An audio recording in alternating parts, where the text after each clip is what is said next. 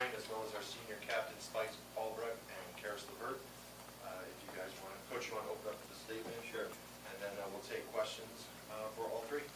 Yeah, this is an incredible environment to play a Thanksgiving tournament.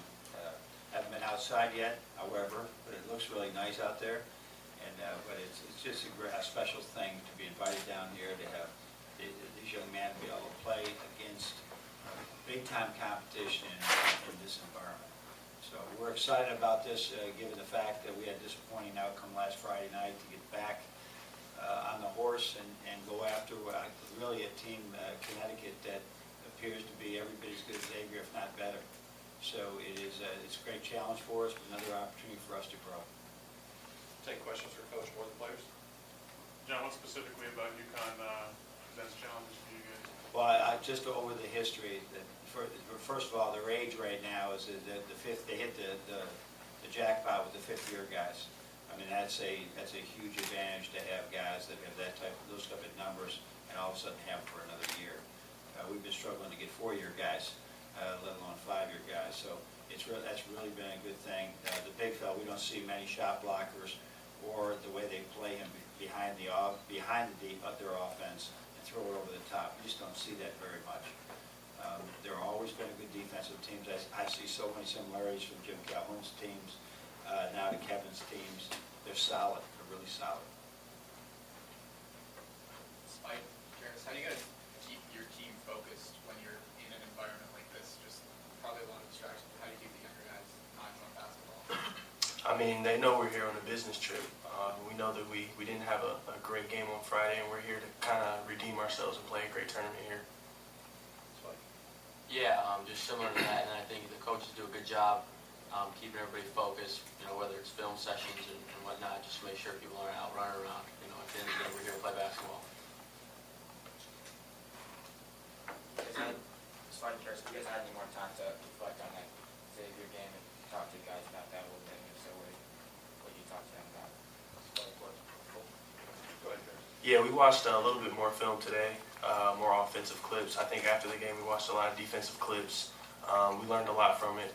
Now we're just trying to move forward to UConn. Spike, your thoughts? Same thing, kind of piggybacking off him. We definitely went back and looked at it, cleaned some things up defensively, and we're just looking forward for another opportunity to play and get better. Coach, be another big inside presence with Rima. Anything different you're going to do with him as opposed to the game plan against Reynolds on Friday? They're not as apt to throw the ball into him the way the traditional post up that you saw with Jalen Reynolds. It's more he's playing behind the defense, they're lobbing it to him.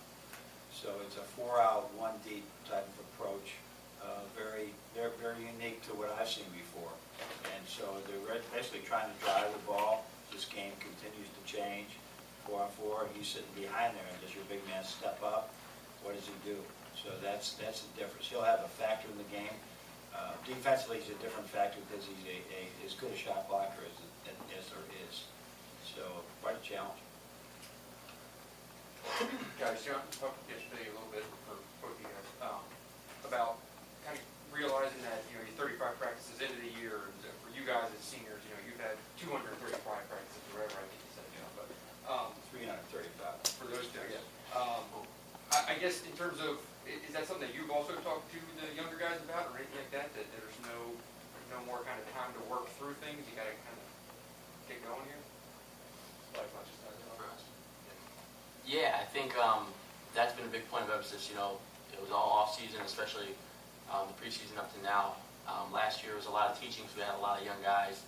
But now it's go out there and perform, do your job. We're not just we're not making excuses and settling for oh, we're young, this and that. It's time to step up and do your job for this team. Caris? Yeah, like Spike said, I mean, we watch enough film. We watch probably more than anyone in the country. It's time to go out there and apply what we've learned on the court. And I think we're doing that day by day. We're still getting better with that, though. Caris, what were you hoping to get out of returning as a senior for your senior year? 35 practices, 3 games in. How is it going? How's that progressing going for you? Well, it's getting better each and every day. I mean, one of the main things for me to come back was to win basketball games. And so far, we've lost one. But that's not the end of the world. We're still getting better each and every day. All our goals are still in front of us. So, I mean, at the end of the day, we're still getting better.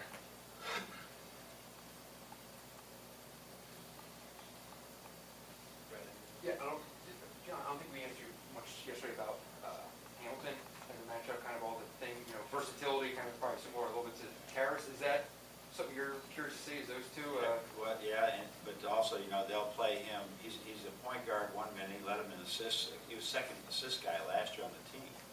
And then he could play a 1, a 2, a 3, or they could go small. He could play 4, and Miller could play the 5 man. So there's a lot of versatility that you see with Caris. I see Zach has evolved into that a little bit. So he's tough. He's going to be tough for us to match up with because he shoots the ball really well too. He's really kind of asked the lob pass, a lot of lobs for Bryman and Miller now. How do you defend that, especially with a 7-foot guy? It's very difficult, and it's not everybody can do that. We found that out. We have to practice it ourselves because we've used it not as much this year, but we've used it a lot before, and it is tough to defend. We got different ideas. I'll share them with you maybe at another time. But there's different ways that you can try to get there. But that length of 7'2" with that length, that is hard. And what happens is that your big man who is stepping up and playing, he's going forward and the ball's going overhead. It's very hard to jump when you're trying to go backwards. So it's a great thing. You see it so much in the league, and certainly Connecticut has adopted it really well. Do you ever have any kind of recollections, things that you go up against your old Big East teams, but you could get 2 back-to-back? I see, there was a lot of recollections. I can remember Skip Prosser's teams not Xavier, but Wake Forest kicking our butts on the board, just like Chris Mack's teams did the other day with Xavier. And Jim Calhoun's teams at Westford, when I was at West Virginia, had a lot of success in a similar manner. This looks just like one of Jim's better teams as well, because they got the seniors there.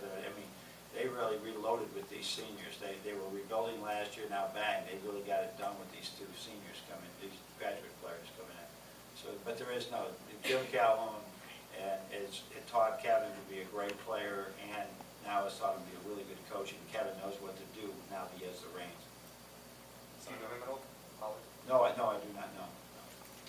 When you get these 3 back-to-back games, are you still 1 day at a time in terms of your focus, or have you already started looking at film?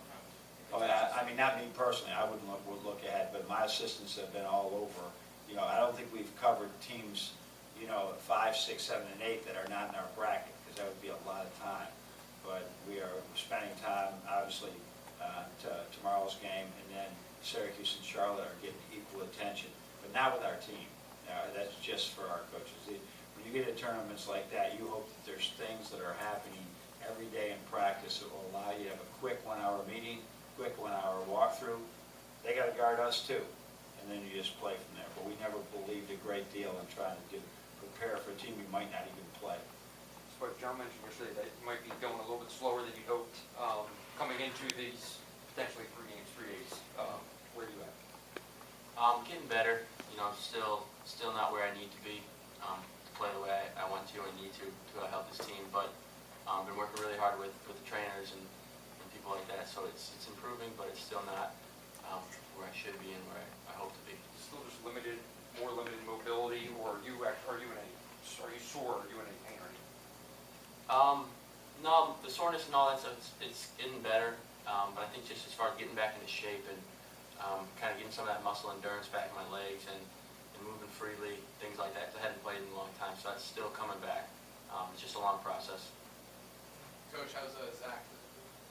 He's been fine. The 2 of these, I took him on Sunday, and not as a penalty as we were. We ran him pretty hard at the end of practice.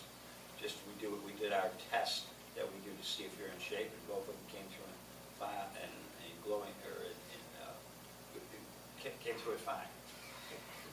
But what's happened with both of these guys is that their muscles are just underdeveloped at this time from being shut down. And it takes time to get the quick twitch back to where they have to have it. But the only way we can just do it is play basketball, exercise, weight train, and there's a process going through it that, you know, you see our kids make the jump in the summertime, this tremendous jump. Well, they both lost that jump, and that's the one time you can really get it done. Because when you're practicing, there's got to have recovery time, but you also got to practice. So it's been difficult, but we're just plowing through it and do the best we can. We know who we are, and we got to just keep trying to get better at it. The running as a reward, is that something you've always done? Well, they know they have to do it. I mean, when they're getting in those games, and about 5 minutes into that game, or 3 minutes that they're in there, and that heart is pounding out of your chest, that's what you're trying to get that feeling again for them. But they also have confidence that, listen, you could make our fitness test like they both did, you're in pretty good shape. You can, you know, it's not very long, but your recovery time is so short, it shows an ability that you're well on your way. Anything else?